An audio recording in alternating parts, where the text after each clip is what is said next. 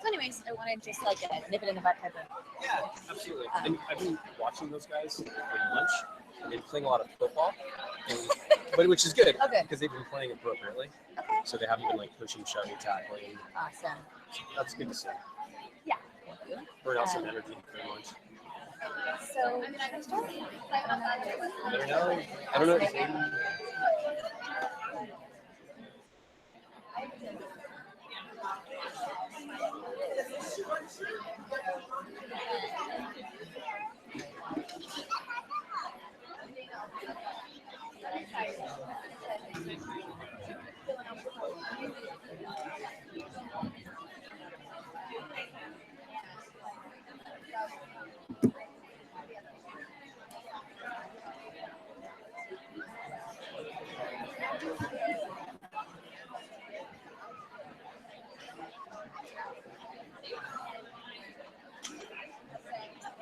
Hey guys.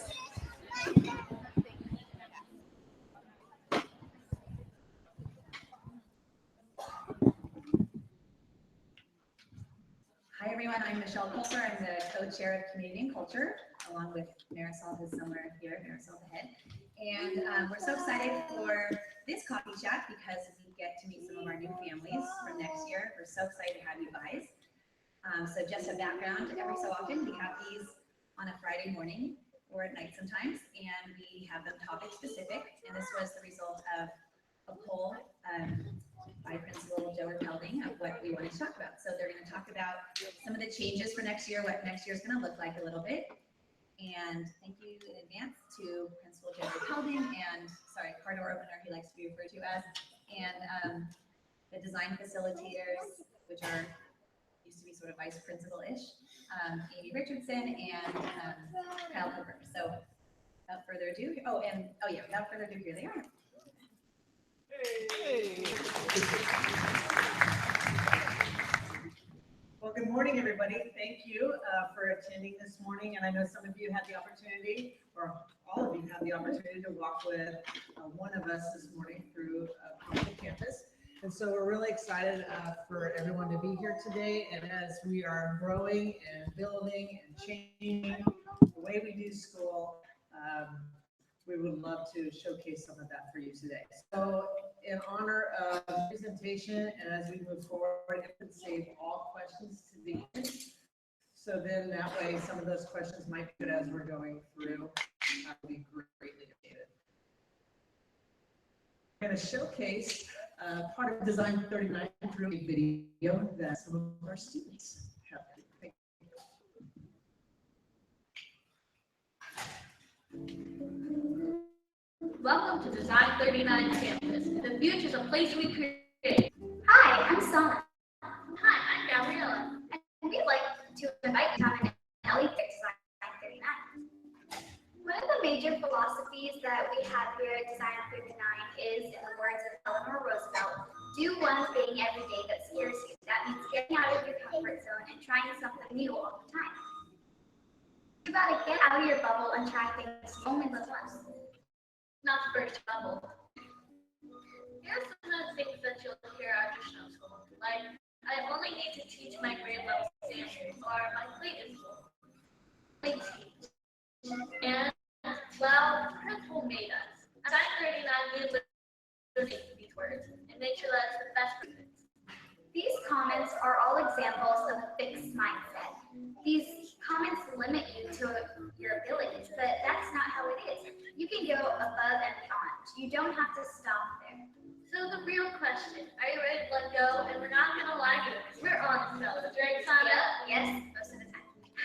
It's going to be a big transition. Are you ready to get out of that bubble and be good for your students? If you're going to make a change, then you have to see things differently. Look through a different pair of glasses, as shown in the picture. You have to see things differently. And in order to change the way you learn, you could change the way you speak. For example, if a basketball player were to become an entrepreneur, then whenever he landed a deal, he wouldn't say basket or score. He would have to change his language to fit the profession. At Design 39, we have guiding principles, and these guiding principles are kind of like our mascots.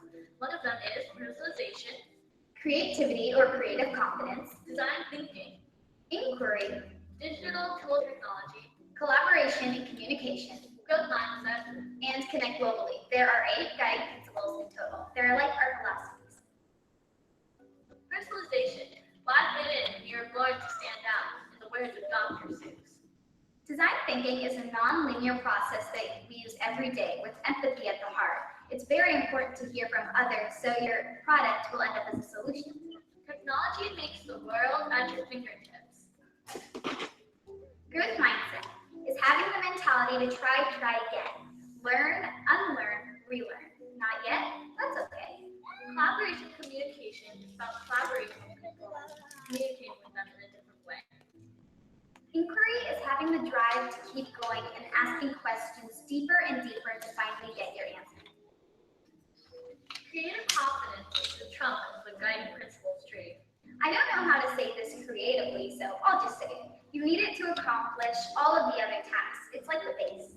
Ooh, it's kind of like the crust of a pie. Connecting globally is all about reaching out into the community and working with others. All the LEDs at Design 39 have superpowers, and that's what they teach, and that's why they're super passionate. You all have superpowers too, so come on, join the bubble.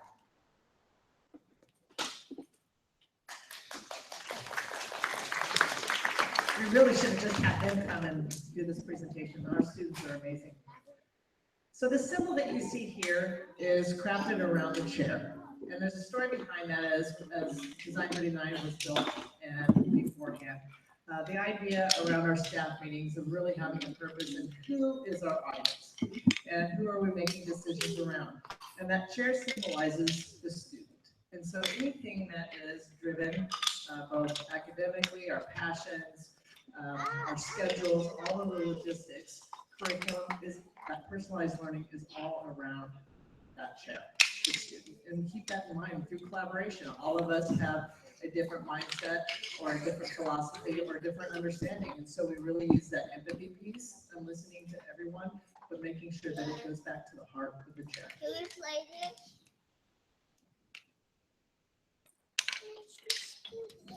So keeping that share in mind, which is the students first, student-centered, it's important for us as a campus to revisit who we are, which is a design thinking school. We are Design39 campus. So when we revisit what happens through a school year, we get together with a group of LEDs, and we re-examine the processes, the prototypes. We tested them. Do we keep them around and produce them? Or do we go back, define, ideate, and create new prototypes? Working and something needs a little bit of adjustment, a little bit of tweaking to it. We revisit the process. That's one of the beautiful things about our campus, is that we have the ability to do it. If you think about in a traditional setting, when there are struggles, there are challenges, it might take years for change to take place. On our campus, we have the ability to do it instantaneously, revisit how a campus is structured, and make those changes for the following year. So thinking about the chair and thinking about design thinking, we moved to what we would call Design39 campus is a TK8 public school with our 8 guiding principles. And what that means is we're no longer having individual grade spans. We don't have TKK1, a 2, 3, a 4, 5, a 6, 7. Because what we believe those created in a sense is these artificial barriers, artificial obstacles. And what we want is that constant vertical articulation, the ability for a first grader to work with a 6th grader or a 5th grader to work with a 4th grader. So by saying that we're a TK8 campus with 1 grade span, we have the ability to make ourselves more flexible, more limber, so that we can have that vertical articulation piece. So the reality is, why can't a 3rd grader that's very talented at reading have the opportunity to work with 6th graders?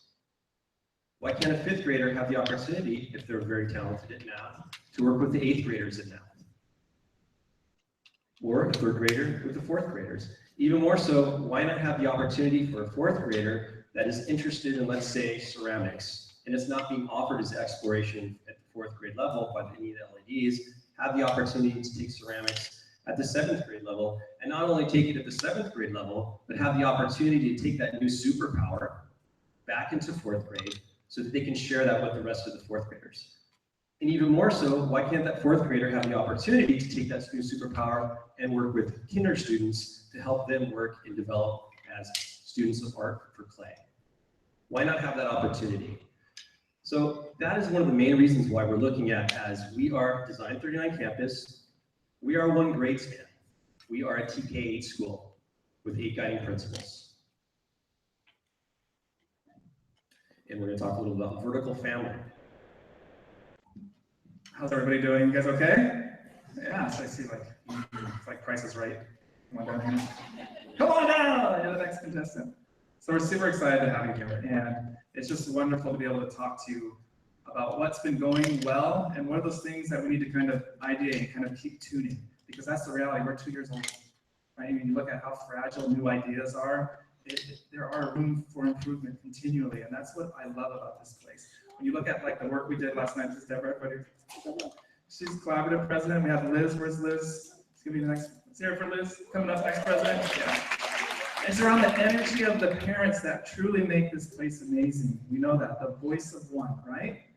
And when they're in a space last night, we're at the collaborative meeting, and I almost slept here last night. Thank you. Yeah, I saw that. No. And that's the energy we have. We have our parents who just tremendously care about this space, along with our LEDs. And it's because last night they said, let's do a strategic planning. And I'm like, are you kidding me? Strategic planning from our parents? I'm like, yeah. They just embody what we do here. And we're all together and unified around it. And when I say what works, our parents work. Honestly, our parents make a huge difference here. And when you look at that difference happens because when you look up at the screen, these are things that are working. When we talk about vertical families, actually the thing we're kind of going to overcorrect in a way. That we really want this overcorrection of this vertical family, these opportunities to really be awesome together, right? Where we can create relationships with kindergartners and 8th graders. Yes, I said that. A kindergartner can have a relationship with an 8th grader. And here's some examples of that. So if you look at there on the left, they're doing coil pots together. They're mentoring each other. They're saying, hey, here's a place where we can do this vertical family. And then you look up here, it's okay, I can be cool. I can play guitar with you. I can play ukulele with you. And we can learn music and you can sing with me. And we're this family. And then you look here on the right, where they are now leading. We've never had a talent show. That's happening tonight. Anyone come to the talent show tonight? Woo! 2 5th grade girls. And they're like, I never knew it was going to be so hard. I got a parent email. I said, I know. I got a parent email. And they say, and I said to them, if it was easy, everyone would do it. That's why we're D39. We're not D38, right? We're D39 because it's not easy. And when you look up down here and you see one of our awesome LEDs, is here our awesome LEDs? Yeah. This does not happen in PUSD or pretty much anywhere. They are in the interview process. The interview process for our new LEDs coming. Yes, there are some LEDs that are leaving. I'll talk to you about that at the end and why and what's going on. And we're hiring awesome people. No one does an e-tell where you put yourself out there. What's an e-tell? A digital story about yourself, right? And then have this design thinking challenge where students are with clipboards saying, do I want you for my LED next year? What better critic do we need, right? In the meeting, there they are. And then you look what it's about right here. Those are the voices behind the video. It's here for those students. Sana and Gabby. And we talk about, we can have this thing, this pyramid where it's very dictatorial, principal-led, kind of this is what we do, this is how we're going to do it. Then we have this kind of thing called teacher-powered schools. What we're really trying to be is student-powered schools, where students are at the center of what we do, and you heard that. So that's what makes this place awesome. So that's where we're going to keep the focus for just a moment. Let's see if we can work on this. Yeah. I think we might have lost a bulb. Well, we can replace it. So when we were talking earlier about the idea of having a TK through 8th grade grade span, that's what we are. We're one grade span at Design39 campus. So then it's the idea of, okay, so what do the groupings look like? How do the LEDs get together? Because before we had pods, and they were within grade spans. So what we're looking at right now is we're looking for TK8 collaboration that's still going to happen on a daily basis. And Amy will actually talk a little bit later about not only on a daily basis once a day, but they'll have the opportunity for multiple times a day. With groupings that are formed on the kids, the curriculum, the philosophy, and logistics. So if we're looking to form a group, if we're looking to do something for the kids, we would form those groups based on the kids, philosophy, curriculum, and logistics. And it wouldn't really necessarily look like this, because I'm not a big fan of this graphic. It would look more like this. So you have the kids, you have the philosophy, you have the curriculum, and you have the logistics to make it happen. So it creates a much more fluid dynamic, as opposed to a 4 or 5 grade span meeting every day to talk about things. Now we have purpose behind collaboration. We have reasons for getting together, whether it's based on kids, on curriculum, on philosophy, or on actually making it happen. Because these are some of the obstacles that we've been encountering through the school year that we need to move out of the way so that we can meet the best interests of the students. So this is what we're working towards for next year. So where will your kids be? It's another question. So if we're talking about that vertical articulation, if we're talking about the grade span, which is a TK8 grade span for an entire school, where will all the students be? So we prototyped a few things this year, and of course we went back to the drawing board on some of the ideas, and for the most part, students will be in these areas. So on the second floor of the building, so when you're looking down, you would have the 4, 5, 6, 7, 8 in the B building, second floor. In the C building, you would have 4, 5, 6, 7, 8 on the second floor as well. Levels would be on the first floor of B building, and TKK1 would be on the first floor of the C building, giving them immediate access to the kinder loop and also giving them immediate access to the play areas and also allowing for more supervision as well. So that's just a little bit of the changes that we've been going through as far as what we're going to look like for next year. And Amy's going to go ahead and get into the schedules. Cheers. Thank you. So as you can tell, that we really look at prototypes and how we can change things, and not anything is permanent and stagnant. So As our schedule looked like this year, this is not how it organically ended up, or this is not how it started. So as Kyle and Joe and I go on tours, we would try to give kind of the broad spectrum of what a schedule would look like. We would have integrated learning times during pockets of the day, freedoms of recess, the lunch were staggered, your minds and motions, your explorations, and your deep dives were towards the end of the day. As we are not necessarily working at that top-down principal, administration, leadership down, teacher powered, the teachers got together, the LEDs got together to figure out what works best for their kids. So as you can see, then it changed a little bit throughout the year where minds and emotions didn't necessarily work towards the end of the day, or their deep dives were not at the end of the day, they were staggered out more in the middle of the day based on grade levels and their spans and how they wanted to work throughout the day.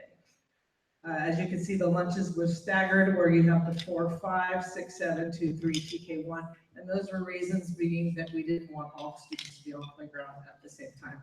And so then we had that staggered lunch. Then we had our TK dismissal right there in the middle of the day, which now will be changing in this next year.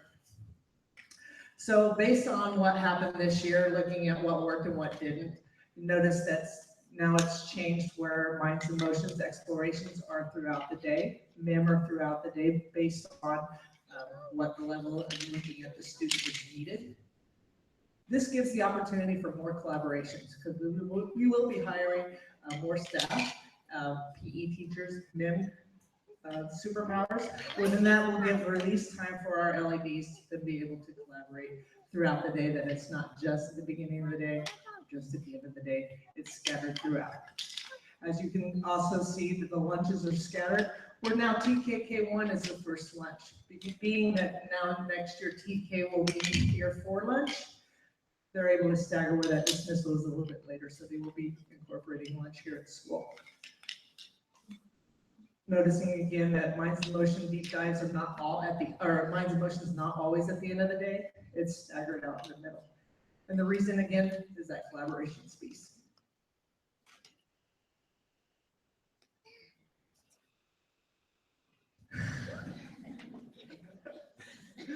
There you go. I was done. All right. I didn't know you were done. I think I had a lot to say. Thanks, Amy. All right, so I don't know if you've been in the Welcome Center, and there's these great sayings up on the wall, and we really believe in belief. So love what you do, right? They use the word love. Yeah. I'm one of 10 kids. There has to be a lot of love when you're in a family of 10. And it's really about having that passion, that energy to really do that. So that's what's that next E, the energy to really charge forward. I think there was an interesting saying I was looking at the paper earlier that said, do you energize the room more when you walk in it or when you walk out of it, right? And so what we want to do is energize the room more when we walk in it. Energy, the positivity that we bring, that we can do this together. So that energy is charged because we're in that space, believing those common things. We have those beliefs about kids. Are they going to be ready for high school? My pocket would be full of change if I heard that. I've only been here 4 months, right? It'd be full of coins in there. Are they going to be college and career ready? Man, I got another big pocket full over here. I'm rich already. I can actually go get that Forest Ranch home. And then the reality is we want our kids to be life ready. That's what we want them to be, life ready. And so in order to do that, because we want them not to just be life ready, but to change the world, and not just to change the world because we want them to elevate humanity. To elevate humanity. And that is audacious. Right? And we have to have the energy to persevere through that. And the proof, this is the piece we're getting beat up on right now. And this is that kind of that piece where we're like, why are the parents leaving? Why are there some people leaving? What's going on? And I do some exit interviews with folks, right? Why are you leaving? Because the proof that we're providing is not the way that we're used to seeing it. And we're not fully baked yet in that space. It's okay. What we have to do is have that continual belief that we are going to make that happen here. And when you go into those spaces and you start to see the proof work that they're doing, and you start to look at what they're doing with Fresh Grade and Seesaw, and I see the heads nodding over there like, yes, and where you can go, bing, that's what my kid is doing, and it's that easy, that visual. That's what we're working on. What password was that again? Is that in It's Learning? Do I go to the website? Is it in a pack? Right? Have you experienced that? I see the heads and the parents now going, oh my God. Makes you want to vomit in your mouth. So, is that okay to say? Sorry, kids.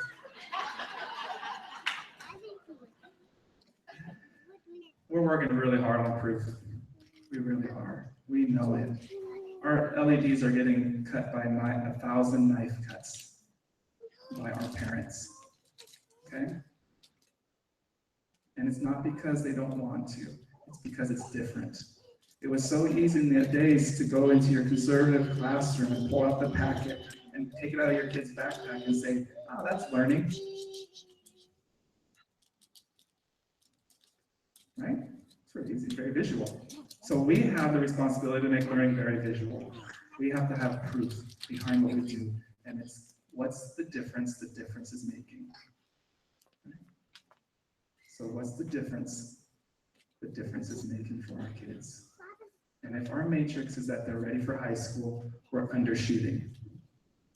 We're not achieving. If it's college and career, we're not achieving our most awesome selves. And that's what we're trying to be, is our kids' most awesome selves. Not just to teach them from the head up. They have all this other awesomeness about them, right? And many kids are equated to, you got an awesome math score, you're great. I might not be an awesome math test taker, but watch me dance. Go girl. Right? So multiple intelligences, that's what we're looking at, right? That they can be their most awesome self. And so this space requires a tremendous amount of energy. We're a startup, right? And I want to be a startup, and we want to be a startup. We want to be able to push the boundaries of opportunity, right? Because that's what school needs to be. Chat a lot about Uber. They own no cars. Facebook produces no content. And how many people are on Facebook? Billions. It's those platforms, that interconnectedness around how that works, and our students' ability to, yes, have skill sets, and how do those connect? It's not about what you know, it's what you can do. Right? And that's what we're building here. And so to sustain that energy requires a tremendous amount of commitment and continual investment. And I can only applaud the folks that are saying, you know what, I'm not quite here for that. I need to go find a different space for my work, because they have given their life here. And I heard it was, how many, Amy? How many LEDs are leaving? 39 LEDs are leaving. We only have 39. Yes. So it's going to be a real big classroom next year. It's right here. Yes. Wait, they already left. Kyle, how many is it really? That's 7 or 8. 7 or 8. 7 or 8, I believe. And it's very personal for each particular LED. Okay? We're probably going to be hiring around 12 to 18 or 15 because we don't have 8th grade yet. We need 8th grade teachers, right? We're expanding. So the allocation that you get for your Melrose district, so your CFD is expanding. So we're expanding those seats. So we're going from 1050 to 1200 kids next year up to 1400. So we're just expanding. So we're getting more LEDs.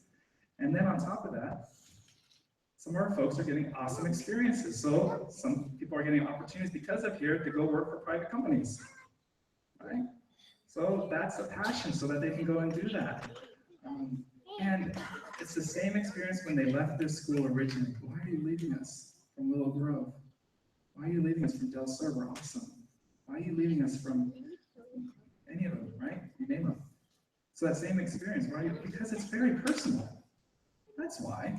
It's very personal. It's for that reason that they are coming here and that they're able to expand beyond the walls called PUSD. We are Poway. U stands for what? Unified. Right? It's not just D39 trying to change the world. It's all of Poway Unified. So their experiences are going to be able to see other school sites. So that takes me to usually our number one question: who's going to be my teacher? Because I hope they don't eat my kid.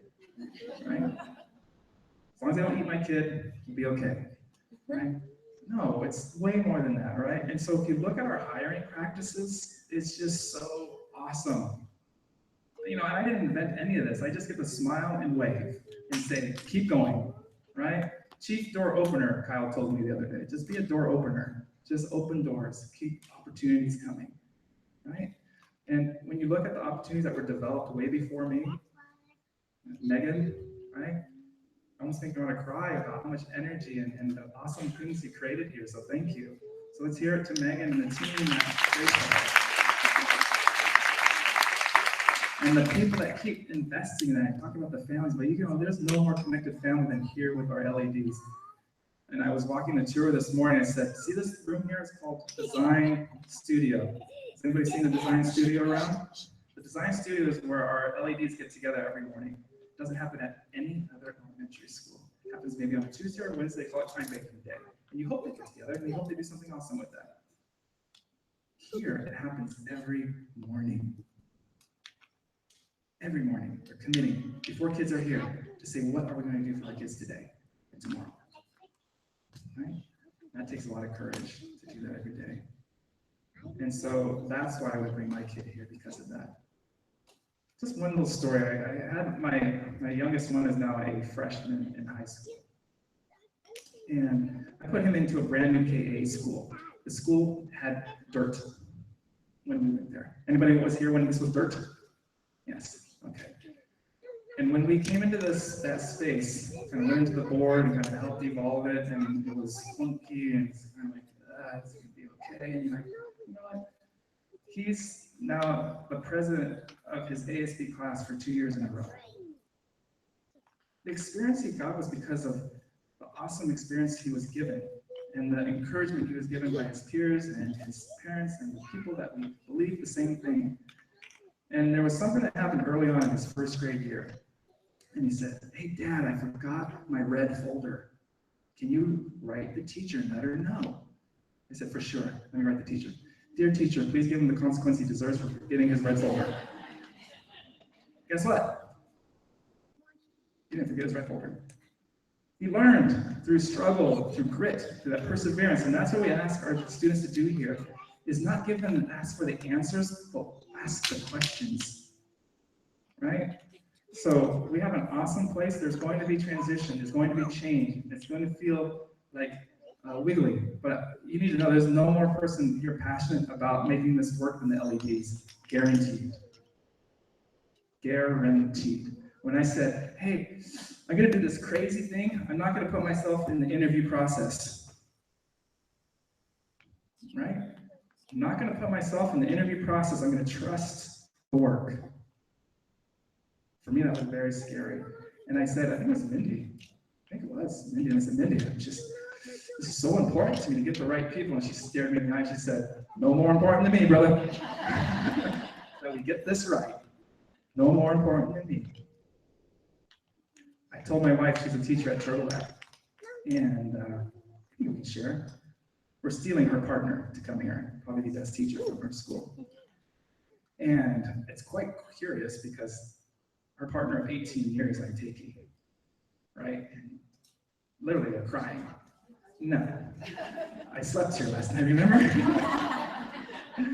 So it's just amazing. I told her, I said, it's quite almost unfair, the quality of people we get access to.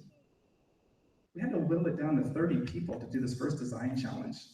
And that was after the e-tail. And we put them up in the space, and our students are evaluating them. And Mindy is doing this great work with the kids and just connects with them and says, what is it that you're seeing about these LEDs? What that magical piece of that connection, that relationship that we love? And then you see what we get access to fill these spaces with awesome people. That's the message. We want every student, every parent, everyone here to be their most awesome selves. Your most authentic person. Elevate humanity. That's what makes this place great. Okay. So we're going to open up for questions, and I think I'd really love to bring Mindy and Megan up for this piece because I get to smile and wave, but they do all the hard work. So let's hear it for all the LEDs.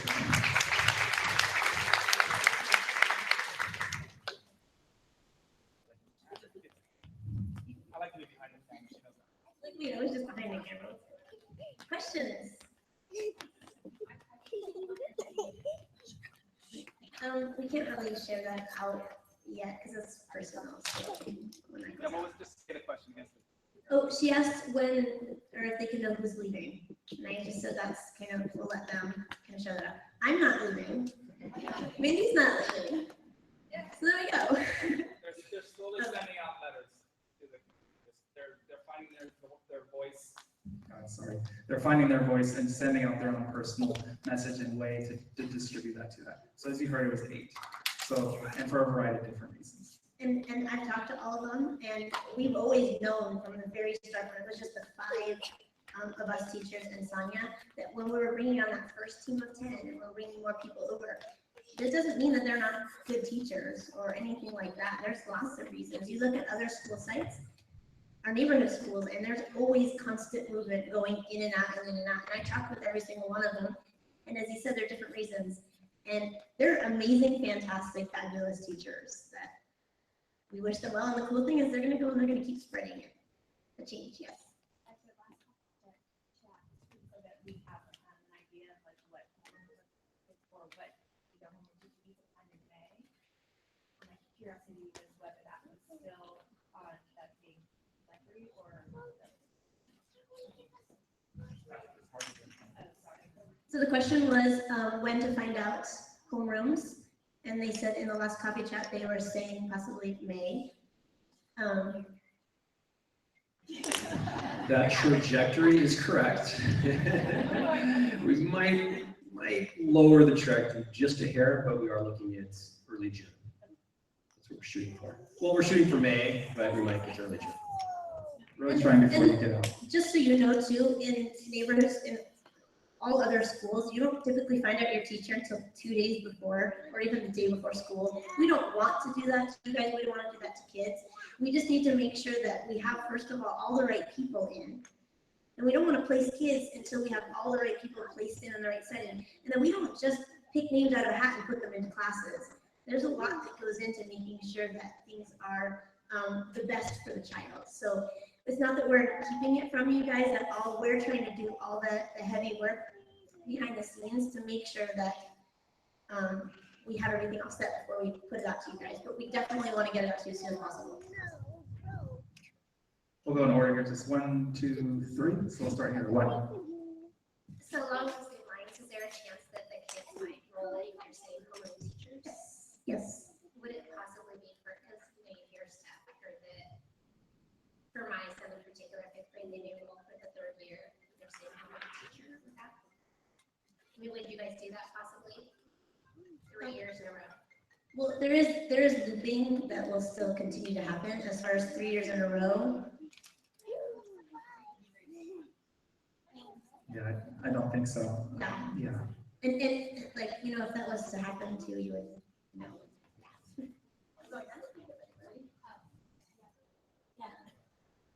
Hi there. So my question is for my daughter who's in a kindergarten class. It's so important for their socialization and their emotional intelligence growth.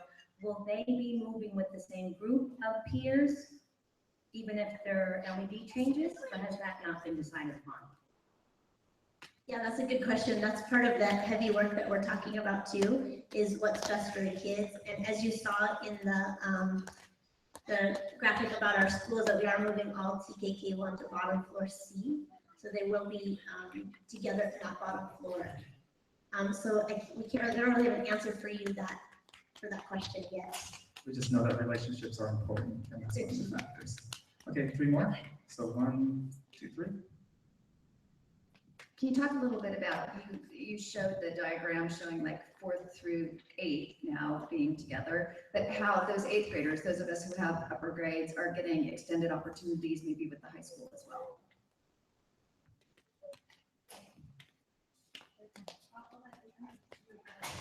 Yeah, so just real quick, so some of those extended opportunities are coming through the relationship building. First, Greg Mizell, the principal at Del Norte, was over here again, and we have now the relationships that we're building are around track, right? Using the track facility, using their tennis coaches, and then also their band performances and their connection that we have with their experts coming here. And what was the other one? So that's how we're starting. And then when you look at the trajectory of learning that we're doing for proof of learning, we're building it out, not just K8, but K12. Kind of went into my question too, having kids that are in the older grades, the 8, as well as when we saw the K-8 experience, we saw a lot of going this way, right? Which is great for the younger kids, but for those older kids, you know, are we going to keep that going the same way? So, you know, are we still thinking about having middle school experiences, or are we just not going to be on that at all? How do you do it from that? Okay, good to know.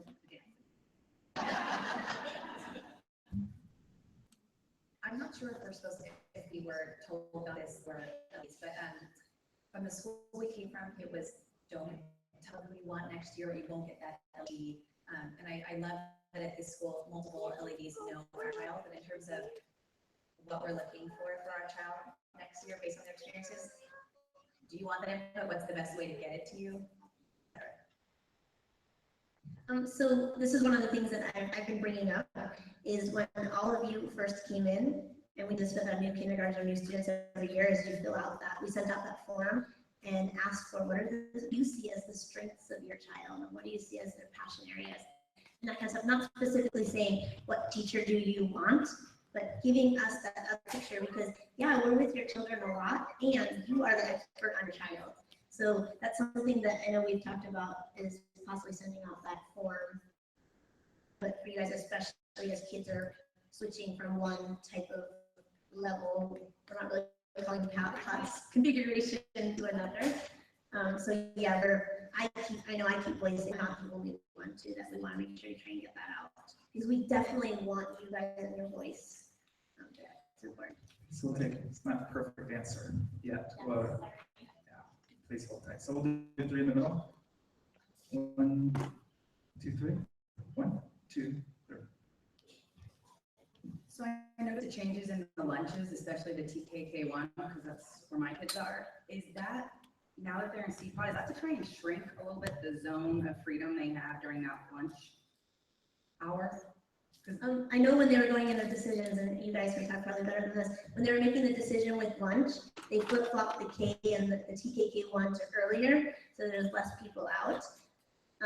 There were some benefits to going later on, like the lunch line. There was nobody behind them trying to get through the lunch line. But what we found was sometimes, especially at the beginning, they're fine now, when they came out, these little guys came out and there were other students here. It was a little intimidating for some of them. So we said, that's just one of the reasons, let's flip flop and let's put that TKK1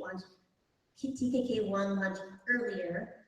And then our motion managers, and I know Cooper works a lot with the motion managers, have been working to how can we help to organize and manage the students. We're talking about also in the beginning of the year, making sure that we really train those kiddos with, you know, what are you doing during lunchtime? What do you do with your food when you're done with it? You don't just leave it on the floor, you throw it away. And then when you're going off to play, I know they're talking about different configurations and stuff. I've heard even like TK maybe going in one particular area because TK's in lunch now. So they are thinking through all of this. They're looking at what's going on. They're talking with motion managers about how they can help to manage some of the great things that's happened this year. Just in the middle, you know, one thing I love about the school is we see a challenge and we don't wait till next year to fix it. We fix it right then and there. And one of them was the loft wasn't open. And we said, hey, we've got a bunch of kids that really just want to kind of go up and draw or read or whatever. So they opened the loft at lunchtime for especially the little kids, and it's been huge. He's like, shush. That was a good point, though. That was a good point, though. My question is, I'm a mom of an older student, and I see that it's 4, 5, 6, 7, 8, 4, 5, 6, 7, 8. Well, the integration is important to me as well for those 2 8th grade sides of the school. How is that going to happen? Because typically we've seen 6 and 7 has been up there, and it's kind of, we were thinking it was sort of going to be a middle school environment up top over there, and now it's being split, divided. I hate using those words. How is that going to work? How is it going to, are we truly getting away from that middle school feel? Yeah, just in terms, they're still going to be doing STEM humanities in the 6, 7, 8, because there's credentialing issues that happen just because of the state requirements. Those are things that we have to control. in terms of how does that happen. So we have STEM, which is our math sciences, right, are going to be blocked together for 90 minutes, and they're going to be an A-B kind of conversion. So there still is a sense of that middle school kind of need that we have. What we're looking at is, it's not about like the space, because I could be right next to Deborah and classmates, and it doesn't necessarily mean we're going to do some vertical articulation. So it's not just proximity that creates it, it's will and time. So those are the two things. We had the will, we just didn't have the time to do the vertical articulation, and so that's what's being built in.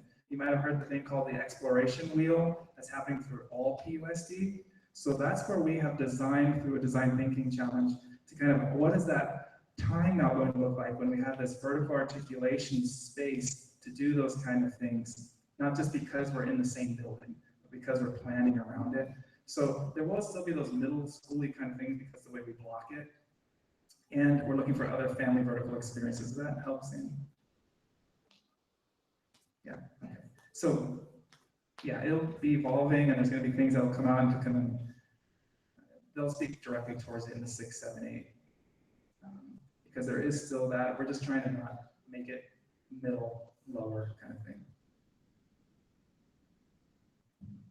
Hi, I was wondering if you know how the groupings will work for, let's say, exploration and deep dives without the pod structures? Does that make sense? My child in first grade, will he have opportunities for any of the LEDs on that whole first floor?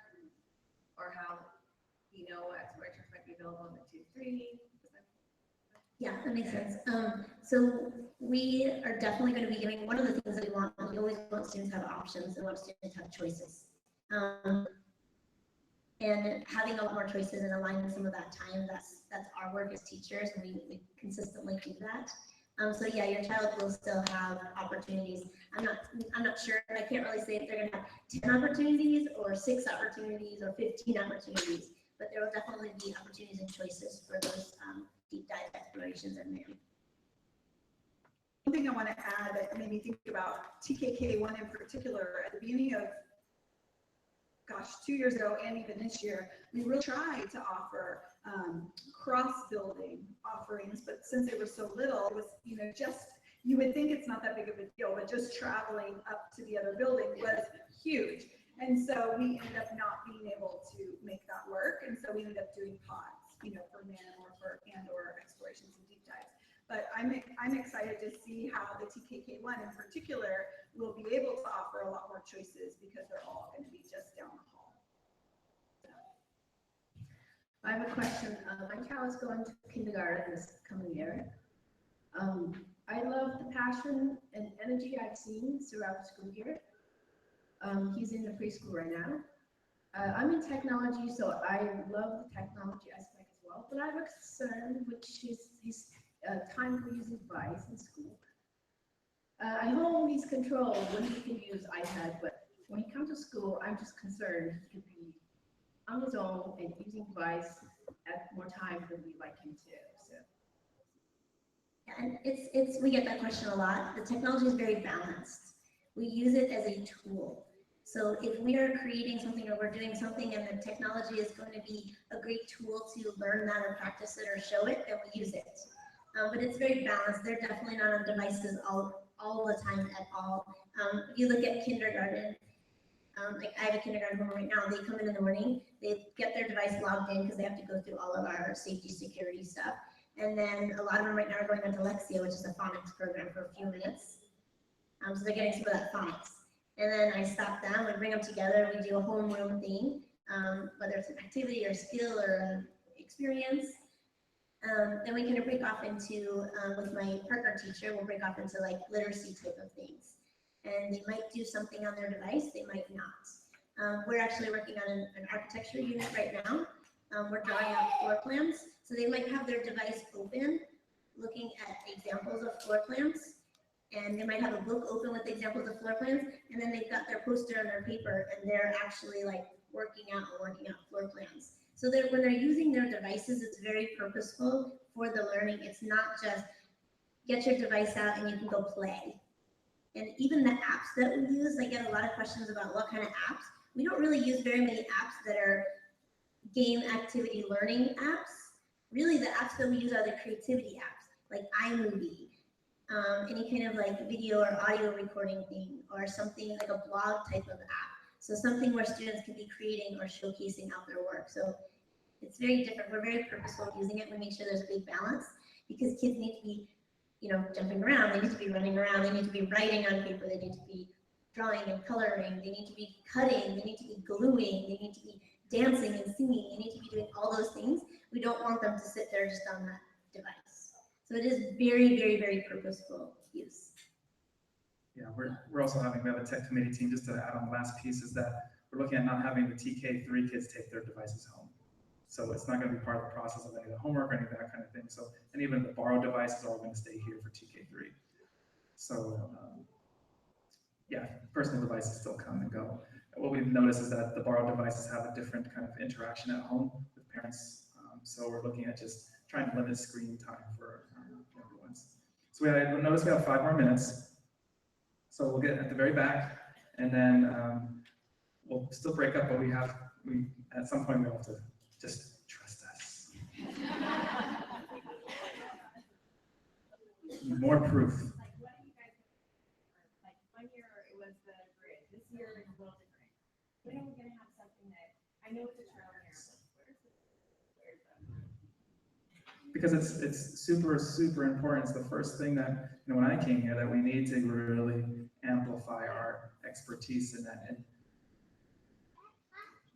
you're in the middle of it, so we'll talk about it just for 1 minute, and then we'll ask in the back. That proof is something that we're really, really focusing on. Like right now, I can tell you we've got a literacy group that is TK through 8th grade teachers right now, and we're looking at what are those every particular skill going from TK up to 12th grade. I think she mentioned we were building up to 12th grade.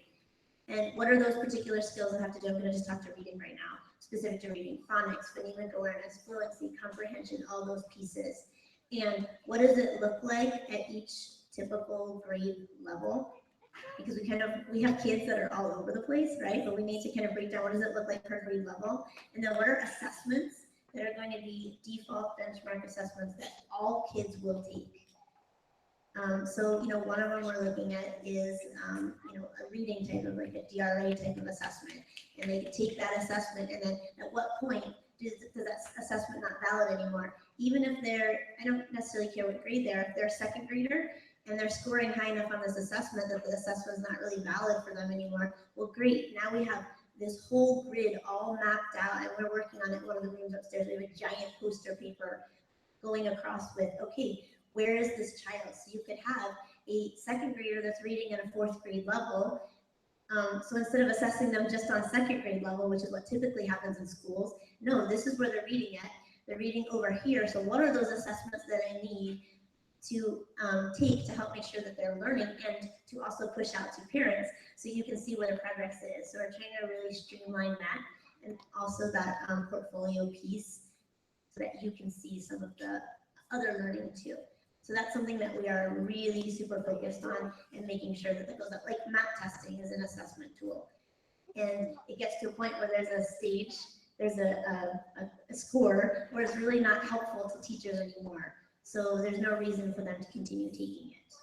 So yes, we're super really working, and I can talk more about that for like 2 hours. It's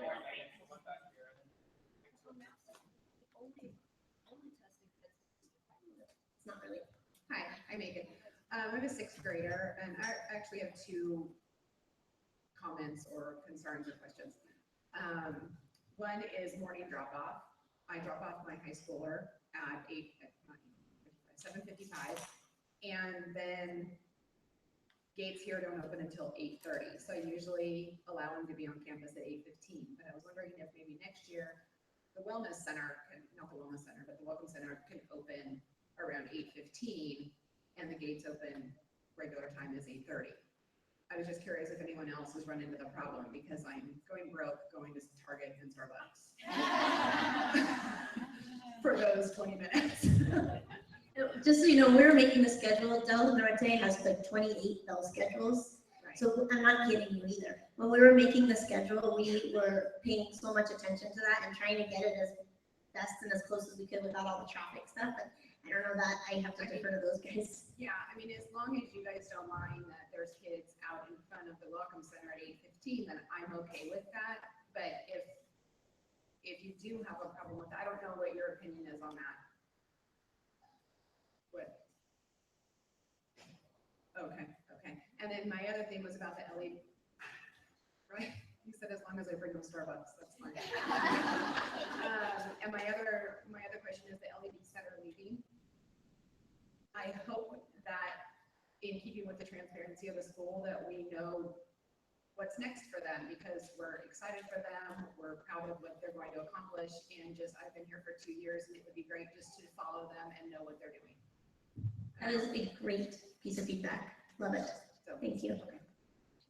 We're talking about doing just a party because, I mean, they've given so much of their life here and creating that awesome experience for them because they're launching out to their next adventure. So Megan, or Mindy, pick the final two and then we're gonna have to close it out. Just like in school.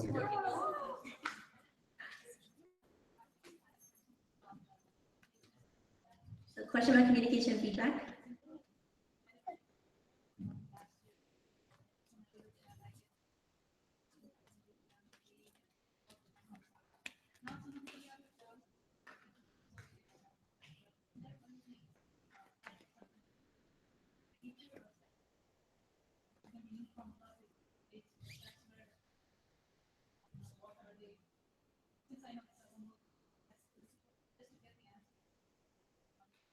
So just to summarize her question was the communication. She says she's seen improvement this year with communication about what the child's learning, but you're saying it's not necessarily consistent, like uniform or consistent across grades with that is what's our plan for that communication. That's another one of those big, what we call those big rocks that we're kind of tackling and working on. I know we're looking at a system for TK3 that I'm actually piloting out with my homeroom. Some other teachers are piloting out where students are posting work. We're getting really good feedback from parents about knowing what's going on. They're really loving it. So that's something that we're looking to have that will help with that communication piece. And that's a conversation that we're still having. I wanted to add too that, we're in our year 2 and we're trying so many different things. That is part of the process. And so we really do want to hear feedback. We're hearing a lot of what doesn't work, which is fine, that's great. And we really want to hear what people like. So make sure, sometimes in the world we hear, just in society, we hear a lot of what's not working, but please, please, please tell us what is working. Its learning is working perfectly.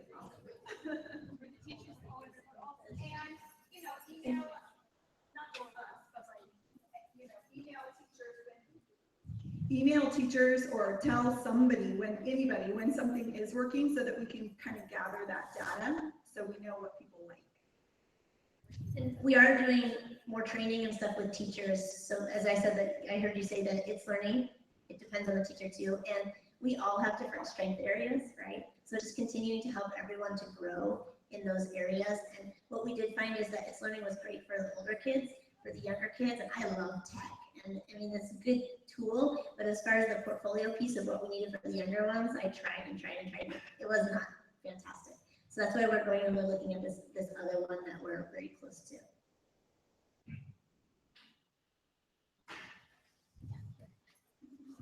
Hi, I've heard some of the parents talk. I'm not sure if the information is right, but I'm hearing that other schools around the USD are taking more of this Design 39 concept into their schools. So we would kind of think, yeah, it's a good thing, but is it something that their schools, those schools are getting like best of both worlds, like both traditional and the creative way that Design 39 is doing? And are we going to get the similar kind, like we are going to adopt a little more of the traditional? Is it something like that? Or I don't know which one is the right thing right now, because once those schools are adopting this, it's like, they're just taking all our concept and they're making theirs better with the traditional. So I'm lost. That's a great question. Well, when she said people are taking it and it's spreading out there, and I'm going, yes, That was the entire goal. Our superintendent, I think we discovered it was like 7 years ago, challenged all of our schools and our whole district to change the way we do schools. So we were able to like really grab hold of that and go running with it because we were starting up brand new. I just met with some teachers at another school in our district just last night, Mindy and I, and they're talking about stuff that they're trying. And we're helping to spearhead the ways that other schools can also try some other things. So it's not about stealing. We want them to steal and take some of that stuff. And we're even here, we're not just, there is a balance. We're not always just going to, oh, we have to do something that's totally different. Like there's balance. We sit there sometimes. The other day, I will admit on camera too, the other day I projected a sheet up about the civil thing that we were working on, and they had their paper there and they're following along, and someone would look and go, oh my gosh, that's traditional, you can't do that. Yeah, we have a balance. I gave a paper math test the other day. Oh. Yeah, so it's definitely, we have to make sure that we have this balance, and we're all trying as D39C, as Poway Unified, and really if you talk about schools around the nation and internationally, everyone's changing and shifting and growing, and it's not about is this traditional or is this futuristic or however reimagining. It's about what is the needs of the students, and it's about sliding and moving along as you need it. So I can kind of end with that, but I'm happy that it's spring. That's fantastic. All right, I think I've got mine on too. As Joe mentioned, I'm Deborah Cooper. I have had the privilege of serving as the collaborative president for the last 2 years. And Liz, stand up for real. Liz Chan, who is in the back here, is coming in 3 more weeks. 3 more weeks. I've got my countdown going. I might have my days down yet. Liz is going to be taking on this role over the next year. Be nice to her, as you've been so nice to me. I really appreciate it. It's great that you guys see value clearly in these kinds of really meaty discussions with these types of forums, and we appreciate you coming so much. And I wanted to note one great thing that we're putting on for the first time to conclude the year. So next Thursday on May 26th at the Ranch House from 6:30 to 8:30, the collaborative and the staff are hosting an open house, hors d'oeuvres, drinks, sodas, a chance to just celebrate D39 being D39, and we hope you all can come. And there's emails going out, have been going out about it, a flyer going out about it. No RSVP is necessary, but we really hope to see you all there. So thank you very much, and thank you to our staff with all the thoughtful planning that they put into our kiddos' education. And we hope to see you on Thursday.